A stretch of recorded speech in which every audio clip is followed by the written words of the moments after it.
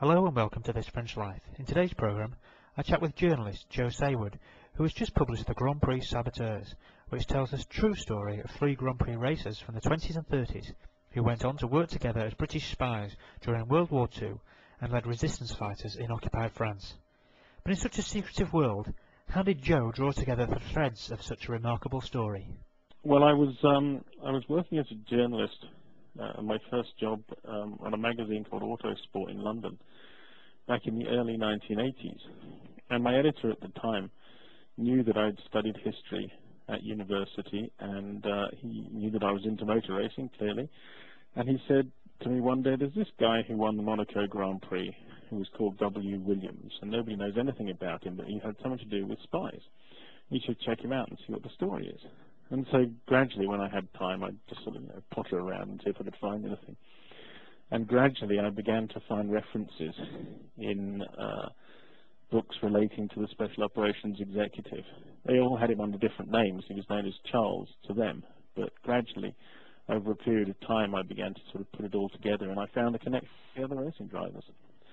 And the reason it was all forgotten about or secret was even at the time, although everyone knew these guys had been involved in the resistance, there was absolutely no information. And so it very quickly disappeared from public view, even in France, because nobody actually knew what they'd been doing. They knew they'd been working together, but they didn't actually know they were secret agents. Right. So which corners of France did you have to then head to for your research? Because I suppose it must have been very difficult to actually find anything. It was impossible. Of actual tangible evidence. it was very difficult because, first of all, the French organizations never, ever replied to a letter. And admittedly, I wrote them in English and in French, but my French wasn't very good. But I never got a single reply, and I thought, this is just crazy. And then I found that the British actually had better archives, and although they were classified, one could, in that era, one could write to the Foreign Office and ask them questions. If they felt like it, they might answer them. And so I did that for a long time. And in the meantime, I managed to track down some old members of the family. In fact, I found Williams's brother in Vancouver, of all places, and went to Vancouver to find him. And I went to Australia to find somebody else. And luckily, I was writing about Formula One races, so I was going there anyway. But I still, travelled around a fair bit to get the story together.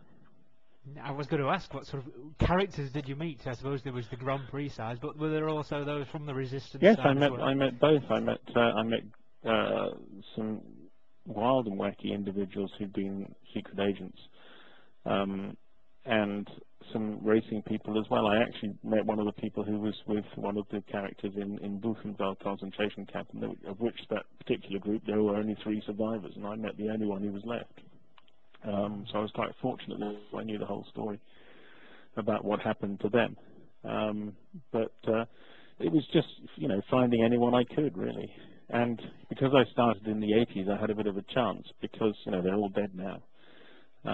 And so I was, I got there just in time, but I couldn't actually put the story together, although they told me all their stuff. I couldn't put it together until, for years and years, because I was just sifting through information. And the major problem is, of course, in the spy and the espionage world, is everyone has at least 4 names. So you're constantly cross-referencing. You see a reference to Gilles Dupont, and you go, now, who's Gilles Dupont? Is that a real name? Is that a cover name? Is that a code name? And everybody had at least 4. So it was very complicated. And in the end, I concluded what you had to do is you just had to get every single book you had and have them around you and sit in the middle of these books and just go through things and then go, where did I read that? Because if you go through and take notes on it, forget it, because you won't have the right notes. And so in the end, I went on a book buying spree, which cost me a fortune, to get all these strange and rare books, and then sat around and did it, and in the end got together a story, what I thought was the truth, but of course I didn't know if it was or not. And it wasn't until 2003 that some documents came out. Finally, the British said, oh, we don't need these anymore, and let them go. And I read them, and of course I was the only one reading them who recognized what it was all about, because it wasn't obvious even then because nobody else knew all the stuff that I'd collected over the years. So when I read the documents, it all went wham! Oh, there it is. There's the story. It brings it together. But nobody else would see that because they didn't know the rest of it. Right, blimey. So and I know you're now living in Paris, but did that work bring you across to France more and more, and is that what made you head to France full time? No, not at all. No. I was living in England in the 80s, and as you may recall, property prices were beginning to get silly then, and I couldn't afford to buy anywhere. And because I worked in motor racing, I was internationally traveling around, and I was one of the early pioneers of using email and electronic communication. And I went along to my editor one day in 1992, I think it was, and I said, I don't have to come in the office anymore. And he said, why not? And I said, well, I can do it on a computer. And he was very skeptical. And I said, well, let's try it. And so I went off to France to prove a point, and I proved it very conclusively that you can live in a foreign country and work on a computer. Unfortunately, what you can't do is play the office politics.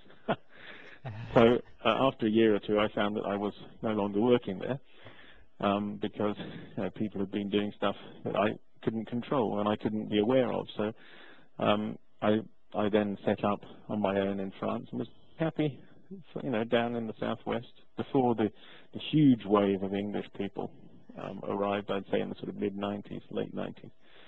But it was very helpful that they did, because I was able to make lots of money on my house. So that's what took you back to Paris? Well, in the end, after that? I had two houses down in the south. I bought the first one for £37,000 and did it up and sold it for, let's just say, about 7 or 8 times as much, and then did the same basically on another one. And then, having sort of got myself on the ladder, if you like, I went off to Paris. I quite like living in the country, but after a while you can get a bit countryed out, particularly down there, because it's very, well, in those days it was very, what they say, the la France profonde. It was very backward. It's a lot better now, I'm told, in terms of if you're an English person who is parachuting themselves, if you like, into a completely foreign country. But it helped that I spoke French, and obviously the longer I was around, the more I understood and spoke French better. But in the end, as a result of doing all that, to go back to the point, I was able to finally track down the right French archives to start looking at. So in the end, I did get French documentation as well for the book. I suppose there is a little bit of a controversy surrounding the book because it's involving the 3 racing drivers. What's the connection there? No, the real controversy in the book is who betrayed who and why. And one of the things I discovered was that ample evidence that the second of the major players in the racing drivers, who was called Robert Benoit, was betrayed by another British agent whose name was Corinne. And I searched and searched and searched to find out who Corinne was, and I came to a rather sad conclusion that it was Violette Szabo, who is the most famous of the British heroines of World War II, who won a George Cross for her work in the SOE. And there is no doubt about it that she was there at the right time, she was being interrogated at the right time. It all ties in. Now, whether or not she told the Germans anything, I doubt. But the fact is that she was involved somehow or other, and she did know him, and she knew the house that he was captured in. Thank you for listening. Please remember to drop in on This French Life again in the near future. Bye for now.